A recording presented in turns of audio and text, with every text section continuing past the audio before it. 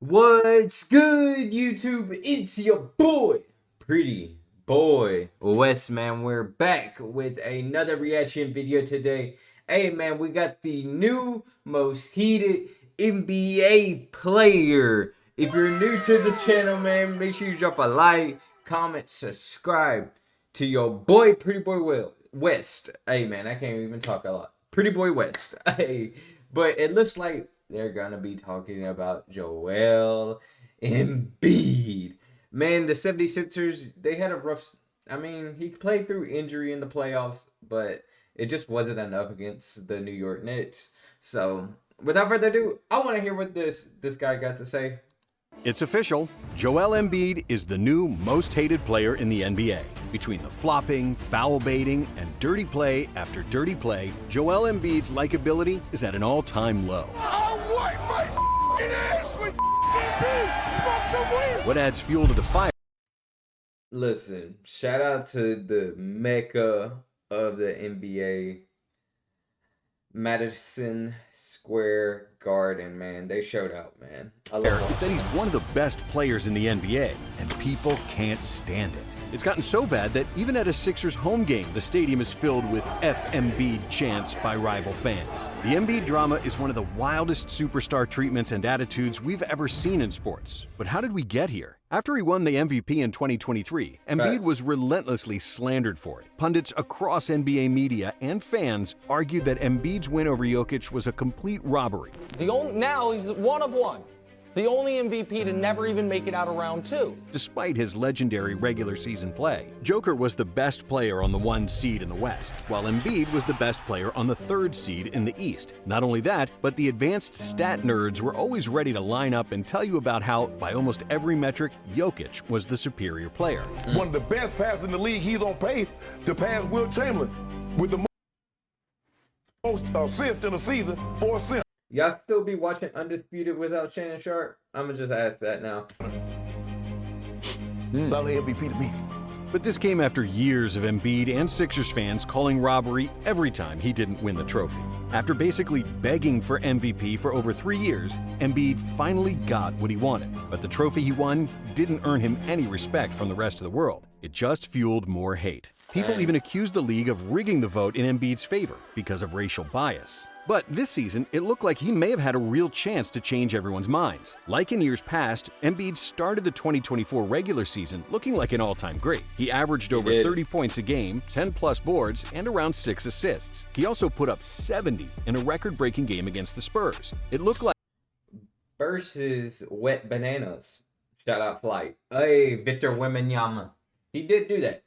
he was once again going to be an MVP frontrunner, and this time his win would be nearly undeniable. But then, almost like clockwork, Joel suffered a nasty injury. In January 2024, during a game against Golden State, Embiid completely tore his meniscus. Damn. He had surgery and was out for 8 weeks, but he returned at the end of the regular season. People thought the Embiid-led Sixers might be ready to make a serious playoff run. When Joel Embiid came back for the very end of the regular season, I thought to myself, what a warrior. He could so easily have not tried to make it back here. He's got the knee, all that kind of stuff. But once the playoffs started, Embiid flipped everyone's opinions with his usual antics. During the regular season, Embiid is known as a hothead serial flopper. But during the playoffs, with everybody watching, that just gets amplified. During the Sixers playoff series against the Knicks, Embiid quickly gained the reputation of being the dirtiest player in the NBA, especially among Knicks fans. The Sixers got a game. Got a game. Got a game. Okay, great. You got a game.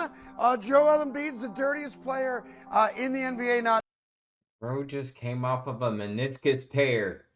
What do y'all, come on now, bro. Give some little bit of slack. Named Draymond Green. The NBA has its share of villains. Trae Young, who's a notorious foul baiter. Ice Draymond Trae. Green, who's had way too many flagrants to count. And Dylan Brooks, who can't keep his mouth shut. But somehow, Embiid has managed to outdo all three in one playoff series. But you tell me what part of Embiid's game last night, from that standpoint, wasn't everything that Draymond Green does.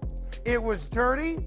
It was repetitive, it was intentional, and it was uncalled for. Once the series started, the Knicks and the Sixers couldn't even get halfway through Game 1 before the entire arena was chanting FMB because fans were frustrated by his play. But Game 1 was just the start. Throughout the series, Embiid caused several controversies with his blatantly dirty play. During Game 3 of the series, while the Sixers were down 2-0, Embiid lost his temper only minutes into the game. He got knocked to the ground by OG Anunoby, and once he realized he wasn't getting the call, he was pissed. OG passed the ball to Mitchell Robinson, and So you've been injured in a recent car Shut up, bro. accident, and you want to get a major Get check out. like Bro, I'm this about to right here. tweet. Here's what you're gonna do. Use this app. It's called Case Connect Compensation Calculator. Now, Shut And up. well, he became Embiid's new target. While Robinson was going for a layup, Embiid pulled his legs down and then pushed him away once he was on the ground. Robinson re-injured his surgically repaired ankle because of what Embiid did. And Robinson's teammates, along with Knicks fans, were livid. The entire Knicks team was ready to throw hands with Embiid, but the refs broke it up before it got too serious. But that's only one of many times in this series when Joel angered millions of fans in New York. Only one game later, he stepped straight onto Josh Hart's knee at the end of a play. During that same game, he elbowed Jalen Brunson straight in the face. And Bro's playing like, what's his name?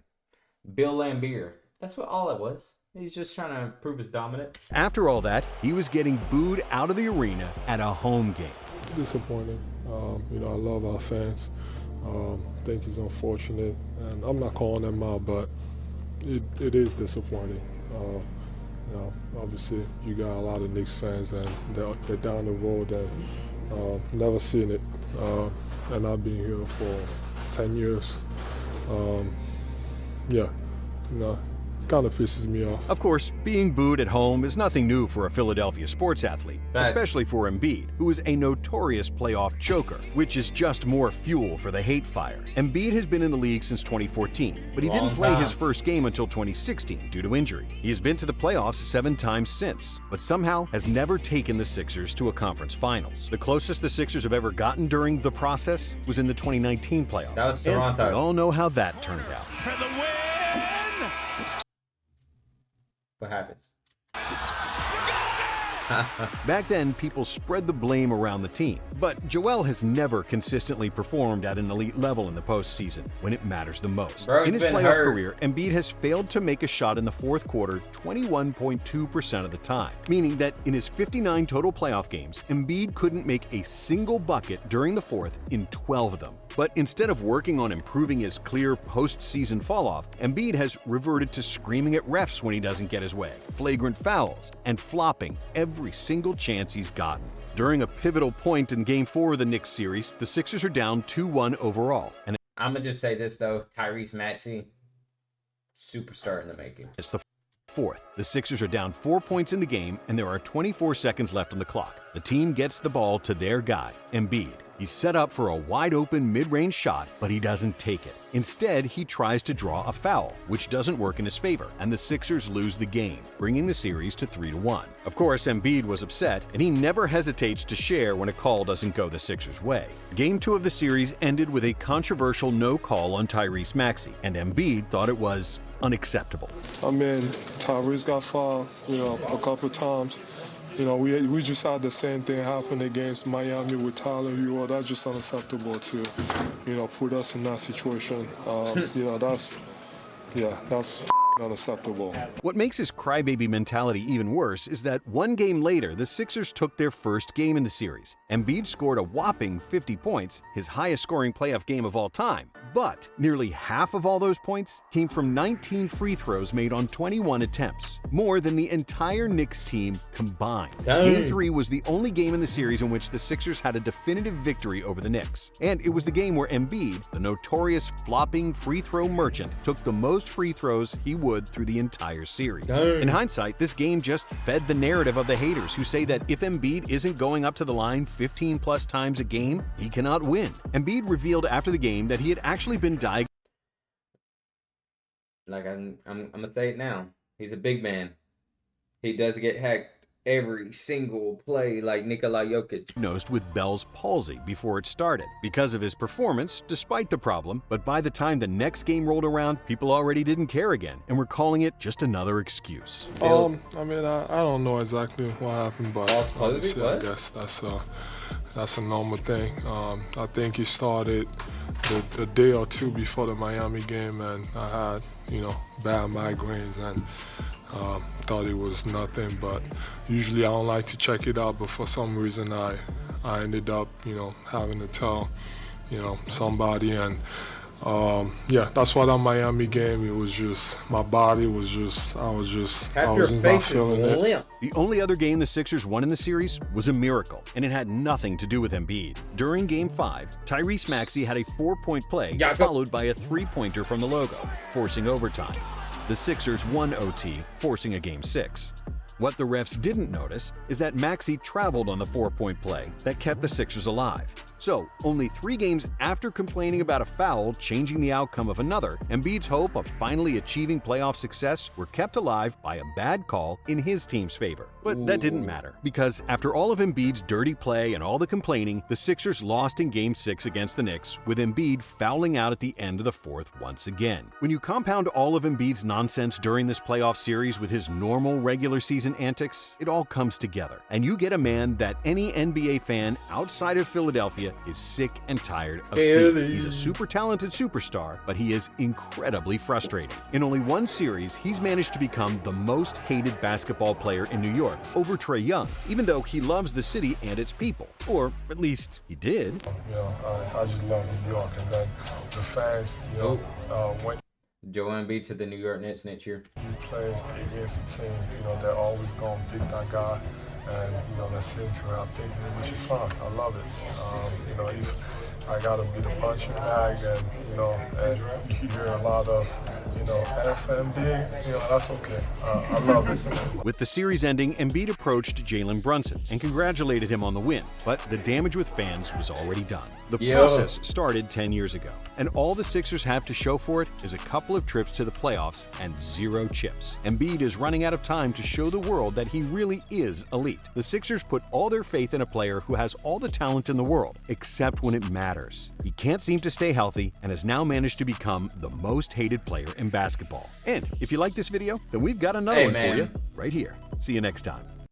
That was a great video. Make sure you go follow him, but make sure you follow me too. Hey, man, do y'all believe Joel Embiid is the most hated NBA player right now? I still think it's Draymond Green, but that's just me. But without further ado, make sure you drop a like, comment, subscribe. Hey, also, leave in the comment section below, how would you fix the 76ers? How would you fix them? Hey, but it's been your boy, Pretty Boy West, man. I'm out, man.